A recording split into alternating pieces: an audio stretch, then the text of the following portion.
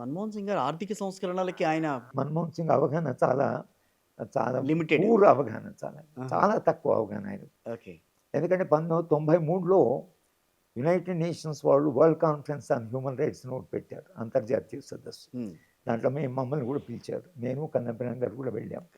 ఇప్పుడు మన్మోహన్ సింగ్ గారు, తర్వాత వాజ్పేయి వచ్చాడు, దీనికి ఓకే. అపోజిషన్ లీడర్లు ఓ 10-12 మంది ముఖ్యమంత్రులు వచ్చారు, హుహు. ఒక 60 మంది డెలిగేట్స్ ప్రభుత్వం తరఫున, మేము ఒక 60 మందిని దేశంలో భిన్న మానవ హక్కుల్లో పనిచేస్తున్న వాళ్ళందరినీ పిలిచారు. హ్మ్. 21 రోజుల్లో 21 రోజుల పాటు.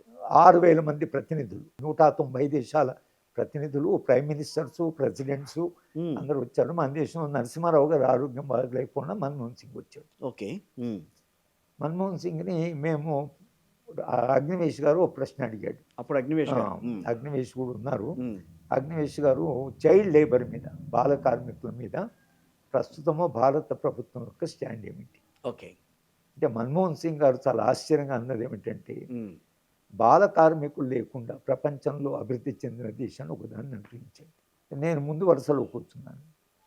సార్ మీరు ఏంటి ఇటు చెప్తున్నారు, ఇదే యునైటెడ్ నేషన్స్ కింద 1950లో తర్వాత జవహర్లాల్ నెహ్రూ గారు ఈ యునైటెడ్ నేషన్ మీటింగ్కి వస్తే ఈ ప్రశ్న మేము అడిగి ఉంటే ఆ విధంగానే సమాధానం చెప్పేవాడు ఆయన.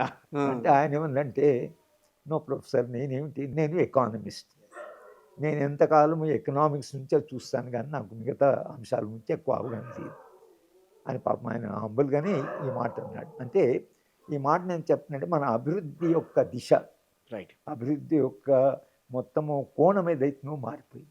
మారిపోయిన తర్వాత అడవిలో పోరాటం చేస్తున్న నక్సలైట్ ఉద్యమాన్ని ఆయన గ్రేటెస్ట్ సెక్యూరిటీ థ్రెట్ అనడానికి ప్రధాన కారణం, వాళ్ళు అక్కడ పోరాటం చేస్తుంటే పెట్టుబడి అక్కడికి పోదు, పెట్టుబడికి అది ప్రమాదం. యెస్. అంతే కదా మరి. ఇవి వచ్చిన తర్వాత ఇటు అణచివేత, ఎన్కౌంటర్లు, తర్వాత మళ్ళీ కొత్త చట్టాలు.